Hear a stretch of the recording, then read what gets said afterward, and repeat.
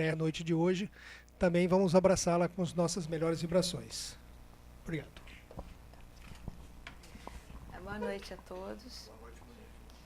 Boa noite. Nós vamos hoje abordar um tema dentro da semana de temas especiais, que é uma iniciativa da casa já de alguns anos, que em algumas vezes no ano se interrompe o estudo sistemático das obras da doutrina para poder debater temas que são chegados muitas vezes nos grupos de estudo, né, dos frequentadores da casa. E para atender essa demanda, a casa então separa esses dias, nessas semanas de temas especiais, para se poder desenvolver esses temas à luz da doutrina. Eu acho sempre interessante a gente ressaltar que isso é uma prova que a doutrina espírita é baseada na reflexão e não na fé cega, né? E por isso isso pressupõe a necessidade de atualização e de debate sempre. Essa é uma característica da doutrina espírita, né? Por isso a necessidade da gente abordar temas que necessitam dessa atualização. É claro que os fundamentos vão continuar sendo sempre o Evangelho de Jesus e a interpretação dele à luz dos ensinamentos trazidos pelos Espíritos por Kardec. Mas temas atuais, ou que não eram colocados em outras épocas, não é? Que dependiam de desenvolvimento científico, moral, tecnológico, que não teria acontecido, né? Ou mesmo temas antigos, como é o caso do de hoje, que precisam ser problematizados, porque muitas vezes eles nos veem envolvidos nos preconceitos de época e a gente precisa compreendê-los não a partir daquilo que é de época, que é mutável, mas do seu conteúdo que é espiritual e que é perene, que é o nosso caso de hoje, cujo tema é Família Transformando Realidades. Para abordar esse tema, a gente num primeiro momento vai trazer o que a doutrina dos Espíritos nos fala acerca da família, e depois a gente vai discutir um pouquinho, aliás, eu vou apresentar, a gente não está no debate, mas todo mundo vai pensar um pouquinho nisso, e depois vão ter certamente outros momentos nos estudos para debater sobre a questão da família e os desafios na atualidade, né? Bem, o que a doutrina dos Espíritos fala acerca da família? Já na questão 205 do Livro dos Espíritos, Kardec, num item sobre parentesco e filiação, ele pergunta, na opinião de certas pessoas, a doutrina da reencarnação parece destruir os laços de família, ao fazê-los recuar às existências anteriores. Essa era uma crítica muito comum feita ao espiritismo no seu nascedouro, porque afinal de contas, numa encarnação, então você já não pode mais ser filho, você pode ser irmão, e que coisa é essa? Então vai perder o respeito pelo pai e tudo. E de vez em quando a gente ouve isso também hoje em dia, né? E os espíritos respondem para Kardec, pelo contrário, a doutrina não enfraquece, ela os amplia, não os destrói. Baseando-se o parentesco em afeições anteriores, os laços que unem os membros de uma família são menos precários. A doutrina da reencarnação aumenta os deveres da fraternidade, pois no nosso vizinho ou no nosso empregado pode-se encontrar um espírito que esteve ligado a vós por laços consanguíneos, né? Me lembro de um conto que o irmão X, o Humberto de Campos, nos traz, de 3 filhas, e ele fala de uma filha rebelde, 3 filhas, de uma senhora abnegada, religiosa, e ela consegue que 2 filhas permaneçam com essa prática, mas uma delas é muito rebelde, não ouve a mãe, não segue a mãe, ridiculariza a fé da mãe, e a mãe com muita paciência, através do exemplo, tenta, né? A filha permanece em casa, mas sempre se mantém numa postura muito desrespeitosa em relação às práticas religiosas da filha, e assim vai até o fim da vida. A mãe desencarna primeiro, como é mais ou menos o mais lógico, depois as outras filhas. Quando essa filha desencarna numa situação muito difícil, ela então, que não tinha nenhuma prática religiosa, que tinha uma conduta de vida, não só porque não tinha religião, mas tinha uma conduta de egoísmo, de pouco amor ao próximo, ela se vê numa situação difícil, quem a ajuda é a mãezinha desencarnada que gozava de uma situação melhor. E ao fim do conto, irmão X nos diz que ela então recebe a informação que ela então ia receber a bênção da reencarnação. E junto com ela também a mãe. E ela fica muito feliz e fala, então ela vai ser minha mãezinha de novo? E a filha, aí os mentores falam, não, você vai vir como empregada dela, porque você não a ouviu como mãe, agora como subalterna você vai ter que senti-la, né? Era um ponto assim, um pouco chocante, né, no primeiro momento, né, bem do estilo, né, da época, né? Por outro lado, ele nos traz uma situação interessante, que é pensar, né, que aquela pessoa que compartilha o nosso lar, né, e que às vezes a gente percebe tanta afinidade com ela, não é por acaso, ela pode ter sido de fato, não é, um parente, né, muito próximo em outra encarnação, né? Às vezes há cuidadoras que develam, né, um devotamento, às vezes a um parente nosso, que às vezes um filho mesmo, não tem tanta dedicação, não é? E às vezes há explicações espirituais para isso.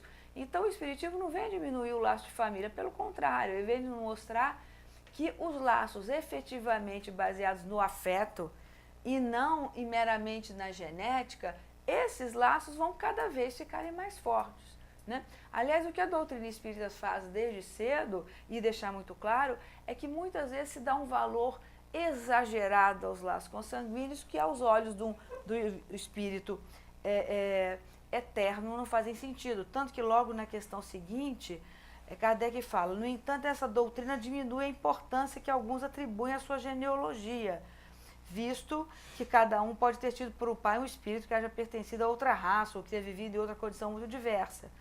E a resposta deles é essa. É verdade, mas essa importância se baseia no orgulho.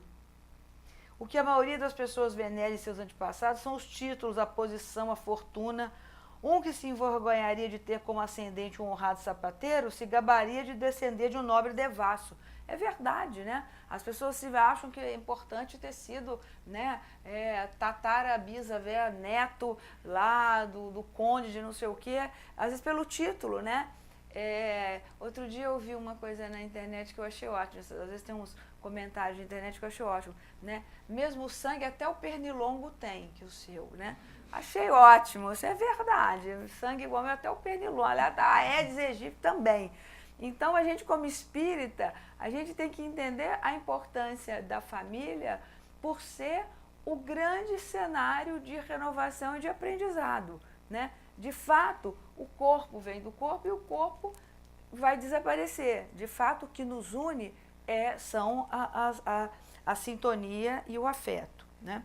Tem mais uma questão bem específica sobre família, que já em outro item, lá na lei de sociedade, né, a 775, esse item está falando sobre os laços de família, não é? Em relação aos animais, como é que os animais se movem por instinto e como o ser humano, à medida que vai se depurando em sentimentos, também vai depurando esse cuidado.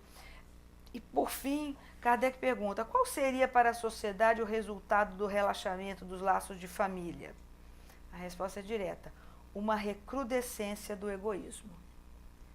Então, os espíritos são muito claros. A família é um momento de aprendizado muito importante. Sem família, provavelmente a humanidade reforçaria a sua grande nódoa, que é a do egoísmo, né? Por acaso que Emmanuel nos alerta sempre, né? Que essa é a grande chaga da humanidade, né? O orgulho, o egoísmo, a dificuldade de deixar de se colocar no centro de todas as atenções, de toda a importância, né?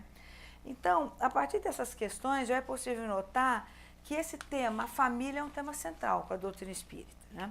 A família se constitui no primeiro grupo social ao qual o espírito reencarnante se acha inserido para assim continuar o seu progresso. A família passa a ser o grande palco de aprendizagem de amor, de parceria, de renúncia, de consolidação de afetos. Entretanto, também, por conta do nosso mau uso do nosso livre-arbítrio, pode também se tornar ao contrário, uma arena de manutenção de desavenças, de adiamento de ajustes, de acirramento de divergências. Né? Por que eu estou dizendo isso?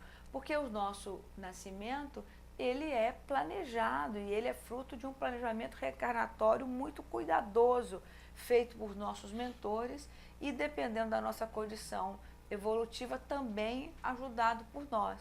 Né? Então, nós sempre nascemos na família certa. Né? Às vezes a pessoa se acha muito diferente, eu não me dou bem com meus irmãos, eu me dou bem com meus amigos, parece que eu nasci na família errada. Não, você pode ter certeza que o endereço estava certo, era essa mesmo. Né? Talvez você tenha maiores afinidades, mas você tem ajustes a fazer com aquelas pessoas. E é por isso que é preciso a convivência. Né? Eu vou falar uma coisa que parece coisa de quem já está ficando mais velho, e é mesmo, né?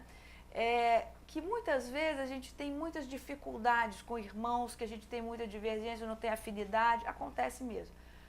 Mas a gente passa uma vida juntos, brigando, acertando.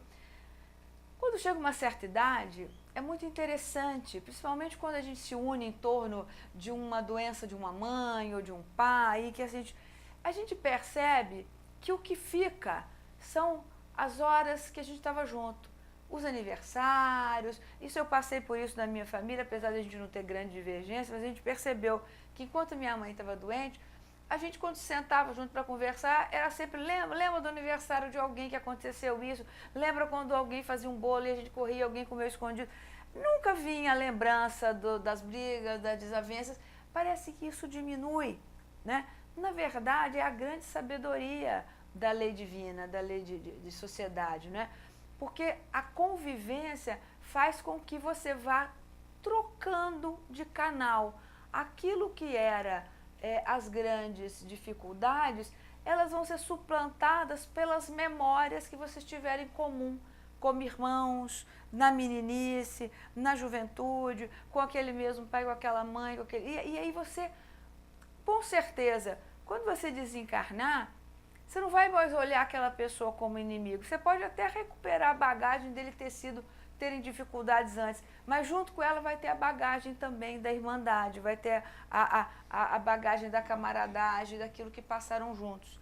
Por isso é tão importante a gente não desistir da convivência. Né? Às vezes as pessoas falam, não, para não ter maiores problemas, vou deixar de falar, passa 5 anos, 10 anos sem falar com o irmão. Né? A gente não está aqui para julgar, cada um sabe do seu limite, né? Mas quase sempre é uma oportunidade de reajuste que está sendo adiada, né? Porque talvez essa dificuldade, claro, dentro de alguns limites, mas é ela que vai conseguir transformar a relação difícil numa relação que não vai deixar de ser difícil magicamente, mas que vai ser somada a uma experiência de afeto, né? E é sempre lembrar, né? O nosso nascimento é definido por esse trabalho cuidadoso dos nossos mentores, né? A gente deve gratidão a eles e tentar acertar, né? Eu brinco muito que às vezes tem um adolescente rebelde, tem aquela frase que sempre aparece em filmes, eu não pedi para nascer, eu sempre digo, pediu. E provavelmente era daquele que ficava lá na fila do Ministério da Reencarnação, batendo, pedindo todo dia, estava doido para nascer. Então essa história de que eu não pedi nascer não funciona com o espírito. Todo mundo estava na fila e sabia que era importante nascer e queria nascer. Não é? O que a gente precisa entender é que as nossas dificuldades são fruto das nossas experiências de espírito imortal. E a gente está tendo a chance de transformá-las. Não é? Sobre isso, há também uma passagem muito bonita de André Luiz, no Conduta Espírita, que é um dos livros da série de André Luiz, e ele tem itens de diversas situações, e ele fala qual deve ser a conduta do espírita, né? E ele fala perante os parentes. E ele fala coisas muito interessantes, ele fala, os parentes são os marcos vivos das primeiras grandes responsabilidades do espírito encarnado. Ele fala que é importante intensificar os recursos de afeto, compreensão e boa vontade para os afins mais próximos que não lhe compreendam os ideais. Então, é aquele que abraçou a doutrina espírita e que por isso é incompreendido em casa, né? Quando a gente começa a reclamar muito disso, é só parar para pensar que a gente não está passando por nada se a gente comparar com os primeiros cristãos, a gente não está enfrentando leão nenhum, né? A gente está numa arena bem mais fácil, né? Então a gente tem que ter paciência e compreensão, e paciência inclusive com o tempo do outro, né? De aceitação, né? É importante também dilatar os laços da estima além do círculo também da parentela. Ele fala, a humanidade é a nossa grande família, né? E é muito interessante quando André Luiz fala de uma forma muito atual, ele fala que acima de todas as contingências de cada dia, é importante conservar a fidelidade aos preceitos espíritas cristãos. Aí ele fala, sendo um cônjuge generoso, um melhor pai, um filho dedicado, um companheiro benevolente. Ou ele seja, em qualquer seja a sua posição, você como espírita deve agir com essa certeza de que é um espaço de aprendizado, né? Porque às vezes a gente se esquece disso, né? Às vezes a gente consegue ser essa pessoa generosa, simpática, fora de casa, não é? Eu nunca vou me esquecer de um grande amigo aqui do Rita, trabalhador, né, dedicado, e um dia ele nos contou numa palestra que, às vezes com dificuldades em casa, que um dia ele atendeu o telefone e a filha escutou e falou assim, aposto que era do Rita.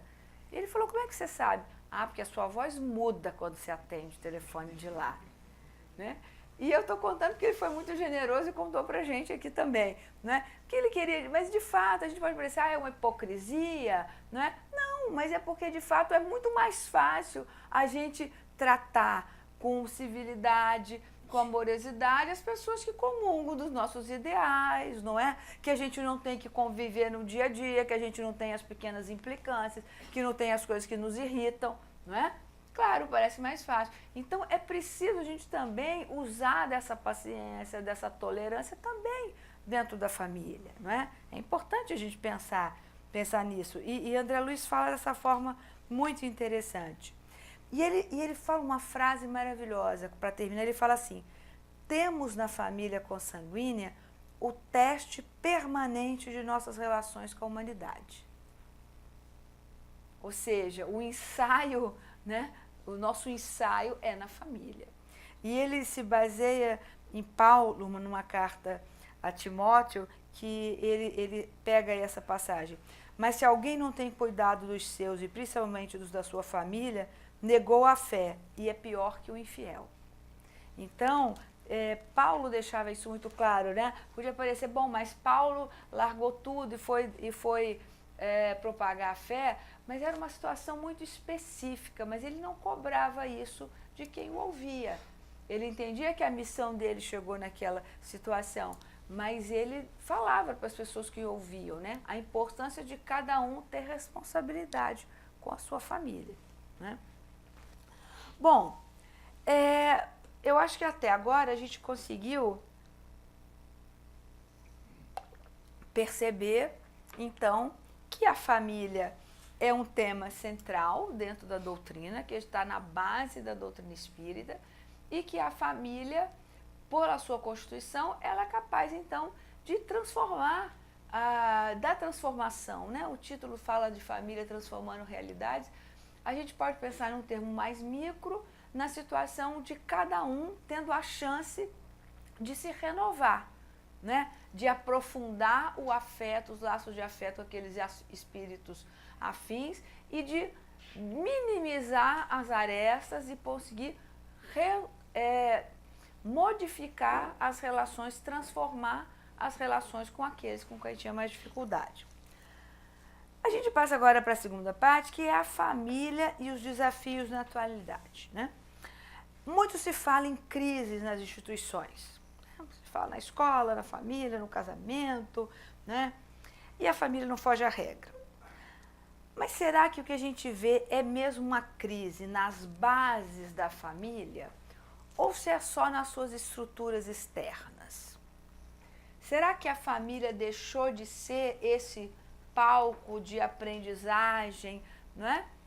Será que a mudança também foi na sua estrutura ou se é só nas suas formas externas, né? A primeira e mais visível mudança vai se dar na própria constituição da família, né? Aquela família nuclear de pai, mãe e filhos, assim, tipo propaganda de margarina, já é minoria no Brasil desde o censo de 2010. Nós não estamos falando de atualidade. O censo de 2010, eu fiz questão de ir lá na página do censo e checar todos esses dados. No censo de 2010, e aí eu peguei os dados da região sudeste para interessar a nós. Na região sudeste, por exemplo, apenas 48,5% das famílias era composta de casal com filhos. Menos da metade. Ou seja, a maioria, já, aquela família da Doriana, né, já não é mais a família da maioria das habitações no censo 2010. Nós estamos quase chegando na hora de fazer o 2020, vamos imaginar se isso ainda não aumentou. Isso significa que há muitas famílias chefiadas por mulheres sozinhas, muito. A gente que trabalha com comunidades, a gente vê às vezes numa casa 4 gerações de mulheres, né? Os homens ou não permanecem junto daquelas uniões, tem a questão da violência e do tráfico, muitos morrem jovens. O fato é que é muito comum a gente encontrar famílias com 3, 4 gerações de mulheres em casa, né? Às vezes os meninos são os pequenos, né? Os da terceira e os bebês, depois também caem no mundo, né? Há famílias de casais homossexuais com ou sem filhos. Há famílias que se reorganizam a partir de novos casamentos, nos quais os filhos de pais diferentes convivem com outros irmãos, né? Eu me lembro que eu sou do Rio, mas morei, depois que eu me casei, morei muitos anos em Goiás. Quando eu voltei ao Rio, minhas filhas adolescentes, eu me lembro que um dia eu me dei conta que elas não tinham nenhuma amiga cujo os pais moravam juntos. Nenhuma delas. Uma tinha 15, uma tinha 18, nenhuma delas, meninas de Botafogo, não tinha nenhum amigo que tivesse pai e mãe que morassem junto com os filhos. Tinha alguns casos, mas era a mãe e o pai, o padrasto e o filho do primeiro casamento, isso tinha, né? Ou seja, aquela família nuclear não convivia com nenhuma. E aí cabe perguntar, isso é um problema? Será que isso é um problema, de fato? Será que isso muda a estrutura, a base daquilo que a doutrina mostrou pra gente, né?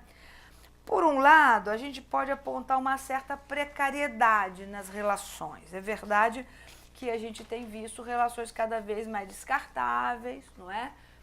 Principalmente a mídia nos traz relações muito descartáveis, né? De pretensas celebridades que mudam de amor eterno 3 vezes no ano, né? Que é um tal de fazer tatuagem com a inicial, já tem que trocar no outro dia, não é? Enfim, mas são comportamentos que são exageradamente divulgados, não é? Mas apesar de tudo, será que a gente para pensar e verá, será que as famílias tradicionais que a gente conhece são todas harmoniosas? Né? Quantas uniões longas se mantinham à custa de muito sofrimento abafado? Não é? Porque é muito aquela, mas antigamente não era assim. Mas será que de fato eram relações harmoniosas? Será que não havia muito sofrimento psíquico ali escondido? Quantos filhos e filhas cresceram sob o jugo autoritário e quando cresceram cortaram os laços com a família, desperdiçando assim todo um planejamento reencarnatório? Não é? E as uniões homoafetivas? Quantos casais homossexuais, por exemplo, adotam crianças que, diga-se de passagem, foram rejeitadas por casais héteros e formam lares felizes, né? Não é verdade? As crianças, em geral, as crianças adotadas, que são colocadas em adoção, eram provenientes de casais heterossexuais. E às vezes são adotados por casais homossexuais para formar lares, não é? Há também os casais homossexuais que não têm filhos, homoafetivos não têm filhos, mas que se dedicam a trabalhos voluntários, envolvendo, por exemplo, crianças em situação de risco. Eu conheço pelo menos uma dúzia deles. Não seria também uma forma de concretização da lei do amor do próximo? Né? E quantas realidades são transformadas? Né? Outro dia eu vi um rapaz homossexual que adotou uma criança com síndrome de Down, que tinha sido rejeitada várias vezes, porque quando o casal que adotava descobria que tinha uma deficiência, devolvia. E ele então resolveu adotar, né? Eu conheço inúmeros casais de mulheres que adotaram crianças que estão sempre naquele perfil rejeitado, né? Porque até na adoção, a gente mora num país tão desigual e excludente que até na fila de adoção tem exclusão. Então, se a criança não é branca, se não é menina, se não é bebê, a chance dela ser adotada é grande. Então, se ele é um menino negro de 9 anos, pode existir, né? E muitas vezes esses casais adotam justamente essas crianças, porque já sofreram tanta rejeição e que então vão dar esse passo importante, não é? E aí a gente tem que pensar esses novos formatos que transformam realidades individuais de crianças, não é? Será que esses novos formatos de família, eles podem chocar pessoas mais conservadoras, mais tradicionais? A gente tem que entender o tempo de cada um. Mas será que as crianças que cada vez mais estão lidando com isso de forma muito natural? Aí eu vou trazer um exemplo bem... A gente não traz muito situações pessoais, mas essa eu vou trazer porque é muito, muito típica, né? Eu sou de uma família mineira tradicional, geração da minha mãe, nunca ninguém se separou, todos os meus tios fizeram bodas de ouro, boda de diamante, aquela coisa toda. Eu tinha um tio muito engraçado que ele falava, meu sobrenome é Andrias, ele falava Andrias no caso em birra, que era uma coisa bem mineira, todo mundo fez boda de ouro, boda de prata. Na geração seguinte, a minha geração, também, muitos casamentos de 30 anos. A primeira separação foi um choque na geração inteira, na família inteira. A primeira separação foi um luto na família inteira, muita dificuldade com a situação. Hoje a pessoa superou, está bem, se dedicou, agora tem mais tempo para se dedicar à doutrina e está muito bem. Mas, enfim, foi difícil. Na geração atual, dos meus sobrinhos e filhos, já tem vários tipos de relações. Tem os que moram junto com os namorados, tem as que dividem em casa, tem a que é casada com uma pessoa que mora no exterior. Então tem uma série de novas conformações. E entre elas tem uma sobrinha que foi casada, tudo bem tradicional, namorou, casou, teve 2 filhos. E agora o marido, depois se separaram, e o marido se casou novamente com uma pessoa que já tinha um filho, né? Passado um tempo, ele teve outros filhos com ela. Então, o meu sobrinho neto, né, ele um dia conversando comigo, no auge dos seus 5 anos, né, conversando comigo, tinha nascido lá o irmãozinho, nasceu lá o irmãozinho, e a gente estava preocupado como é que ele estava lidando, a separação não tinha sido muito tranquila e tinha pouco tempo, e o pai já estava sendo pai novamente, com a outra companheira. E aí eu fui conversando com ele para ver se ele estava vendo bem, ele não sei o quê. Aí ele começou a explicar. Ele falou, nasceu meu irmão. Eu falei, que legal. Não, mas não é irmão igual a Sofia, que mora muito comigo. Eu falei, sei. Tem lá, e tem ele, tem ela. Tem também o João. Aí eu falei, o João é o filho da Carol, é o filho. E ele foi falando. Então tinha uma certa situação em que tinha uma criança que tinha nascido, que era irmão daquele, né? E era irmão dele, mas ele não era irmão daquele. E ele estava me explicando e eu lá ouvindo. Aí eu falei, e aí? Eu querendo saber, ele. Aí eu falei, é complicado? Ele, a gente é tudo irmão. Pronto. Ele resolveu, não tinha complicação nenhuma, eu que estava achando. E após que todo mundo estava aqui também, que eu estava falando, todo mundo estava tentando, né? A gente que complica. A criança, para ele resolveu, é tudo irmão. Né? Tinha uma propaganda bonitinha que falava meio irmão, né? Aí a criança parou de escrever, não existe meia tia, meio pai, meio... Por que vai existir meio irmão? Né? Então, na verdade, eu estava lá pensando, bom, a criança, seu irmão é meio irmão, não tem nada de meio irmão. Ele resolveu, é tudo irmão, inclusive o que não é. Porque moram na mesma casa e convivem. Então, talvez sejam as nossas dificuldades, né, com um olhar mais tradicional e que a gente acaba confundindo o que de fato é perene, o que de fato é o valor espiritual do que é temporário, do que tem a ver com os costumes de cada época. Isso pode se modificar, mas aquilo que forma realmente uma família, que é o afeto entre seus membros, se isso continua, esse é o dado que não pode faltar, né? E a gente tem, como espírita, obrigação de estar aberto a essas transformações. A gente não pode ser obstáculo à felicidade do outro. Isso é uma coisa que a gente tem que pensar muito, né? A gente não pode deixar que o nosso preconceito seja um obstáculo à felicidade do outro. Se o outro está vivendo daquela forma e está bem e não está causando tristeza nem sofrimento a outro, não pode ser que o meu embaraço seja mais importante que a felicidade do outro, né? Eu me lembro de uma situação aqui no Rita, em que a gente fez uma atividade com as crianças sobre família. Eu trouxe, a gente tinha muitas vezes nos livros aquela família, volto a dizer, aquele modelo que não é mais a maioria, não é? Pai e mãe, muitas vezes uma forma muito muito tradicional, o pai com a mala de trabalho, a mãe com o avental na cozinha, né? Aquela coisa assim. Outro dia eu estava comentando também como é que também foi muito engraçado com uma criança. Eu vi até num livro espírita a ilustração da avó, não é? Então a avó de coquinho na cadeira de balanço, e aí uma criança olhou para mim, parece a minha bisa. E aí eu comecei, é mesmo, o livro está mostrando uma pessoa que é a bisa deles, porque as avós hoje estão muito mais enérgicas e fazendo muitas coisas, né? Eu achei engraçado, ele falou, parece a minha bisa. Eu falei, você tem razão, né? E a gente estava vendo que precisava de outras ilustrações, e eu levei um monte de revistas da agendas antigas da Unicef, aí tem aquelas fotos de criança com mãe, com pai, 2 irmãos e 2 pais, e eu levei um monte de coisa, e eles foram escolhendo. E a gente foi falando como é que eram as famílias, que tem família que a mãe e o pai moram junto, tem família, e eles foram falando, não, meu pai mora em outra casa, e eu fico na casa da minha mãe, no outro fim de semana eu fico na casa do meu pai, e as próprias crianças aqui do Rita foram falando as suas situações, não é? E aí a conclusão deles era assim, o que era a família? É morar na mesma casa? Não. Aí algum falava, não, eu tenho 2 casas, então não é morar na mesma casa. É fazer isso? É jantar junto? Não. E eles mesmos foram vendo, no final, o que era que fazia família? Era o amor. Aí eles entenderam. A gente gosta de quem a gente está junto.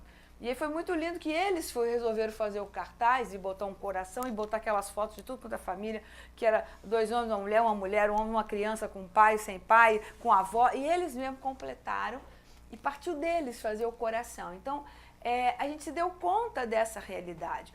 E mais à frente, uma situação que a gente percebeu que nós não podemos ser esse empecilho. Conversando com a coordenadora, a gente percebeu que havia umas crianças que não vinham todos os sábados, né? Que vinham de 15 em 15 dias. Em geral, filhos de pais divorciados, e às vezes um dos pais, um dos cônjuges não é espírita. E aí, quando a criança está com ele não traz. E aí, conversando com o Celina, eu falei, Celina, a gente tem que fazer alguma coisa, porque a gente tem uma programação e essa criança fica perdendo. Aí a gente decidiu que a gente ia fazer o quê? Que a gente ia fazer o conteúdo em 2 aulas. Então, ia ser 2 aulas de caridade, 2 aulas de paciência, 2 aulas... Porque, de qualquer forma, né, para aqueles que estavam vindo sempre, não era nenhum problema, porque a gente fazia outra atividade, contava outra história, era o mesmo conteúdo, mas era feito de outra forma, não era maçante. Mas aquele que vinha de 15 em 15 dias não perdia, né? E a gente se deu conta, a gente precisa se adaptar a essa realidade.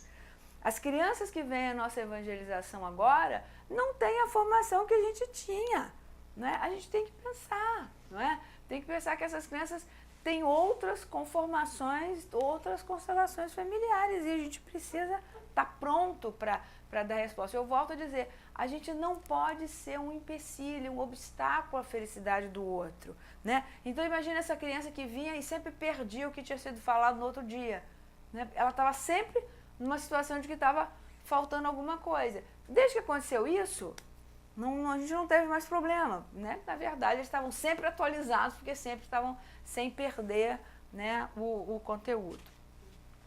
E aí eu queria reforçar, então, essa ideia, né? Essa ideia de que a gente deve estar aberto às mudanças, a gente não deve desperdiçar essa importância, essa oportunidade da família de transformação de realidade, de transformação nossa, transformação pela adoção, pelas novas conformações familiares, todas elas são formas de transformação, não só da realidade individual das pessoas que estão envolvidas, mas de todos, né? A gente fala, por exemplo, que um processo de adoção é um processo de crescimento, né, de todo o núcleo familiar.